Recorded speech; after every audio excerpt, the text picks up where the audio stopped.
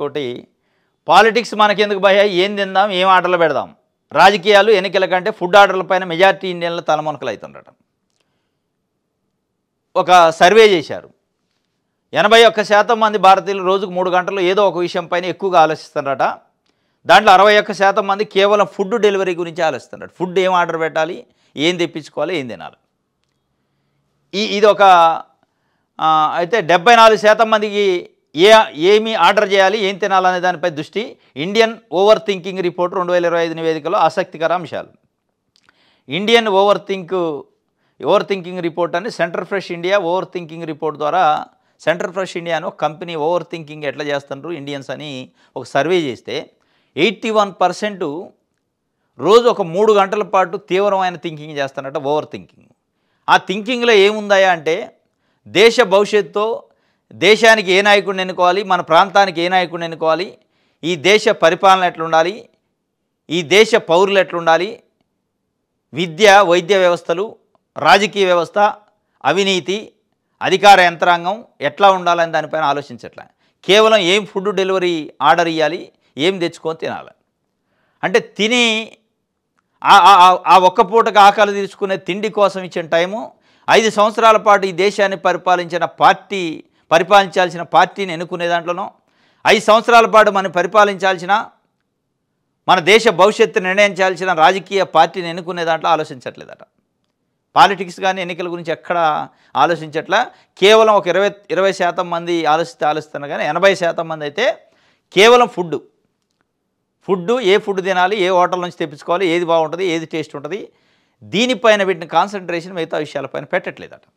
ఇక అందుకే మన దేశంలో ఏదన్నా రాజకీయ పార్టీలు ఉద్యమానికి పిలిపిస్తే కనీసం రోడ్లపైనకి వచ్చే పరిస్థితి. ఒకప్పట్లో భారతదేశంలో కమ్యూనిస్ట్ పార్టీలు ఏదైనా పిలిపిస్తే పెట్రోల్ ధరలు పెరిగినా, విద్యుత్ ఛార్జీలు పెరిగినా, ప్రజల నిత్యావసర ధరలు పెరిగినా, విద్యా వైద్యాలకు సంబంధించిన సమస్యలపైన ఏదైనా ఒక పిలిపిస్తే భారత బంద్కో లేకపోతే ధర్నాకో నిరసనకో 1000 మంది రోడ్ల మీదకి వచ్చేది. ఈరోజు 100 మంది కూడా రావట్లే. అసలు బాధితులు రావట్లే. పొలిటికల్ పార్టీల పరిస్థితి ఏంటంటే కిరాయికి తెచ్చుకోవాల్సిన పరిస్థితి నిరసనలకి ధర్నాలకి ప్రజల్ని అక్కడికి వచ్చింది. ఎందుకు అంటే ఇది కారణం. ఈ ఓవర్ థింకింగ్ రిపోర్ట్ చెప్తుంది.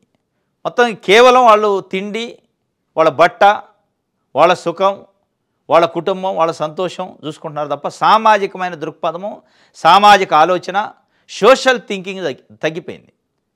మనమేంది, మన దేశమేంది, మన దేశ భవిష్యత్తు ఏంది, మన దేశానికి ఎట్లాంటి లీడర్ని ఎన్నుకోవాలి, మనం ఏ పార్టీని చూజ్ చేసుకోవాలి, ఏ పార్టీ ఎట్లాంటిది అనే అసలు ఆలోచన లేదు. ఓటు వేద్దాం అనే ధ్యాస కూడా చాలామందికి లేనట్టుంది. దీన్ని బట్టి అర్థమవుతుంది దేశ రాజకీయాలు ఎన్నికల వంటి ముఖ్యమైన అంశాల కంటే ప్రతిరోజు ఆన్లైన్లో చేసే ఫుడ్ ఆర్డర్లపైన ఆలోచనలతో మెజారిటీ ఇండియన్లు తలమునకలు అవుతున్నారు అట.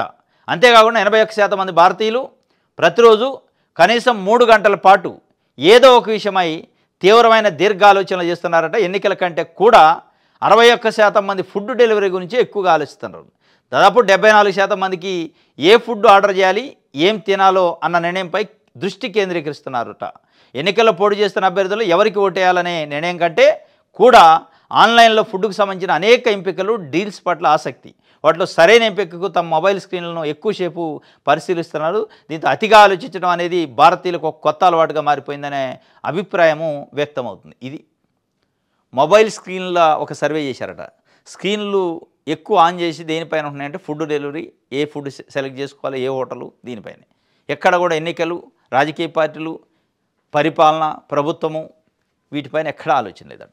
ఈ ఓవర్ థింకింగ్ రిపోర్ట్లో వచ్చింది. అందుకే పాలిటిక్స్ మనకెందుకు పోయి, ఏం తిందాం, ఏం ఆర్డర్ పెడదాం, ఇదే తప్ప వేరేది వద్దు మనకి అని చెప్పి.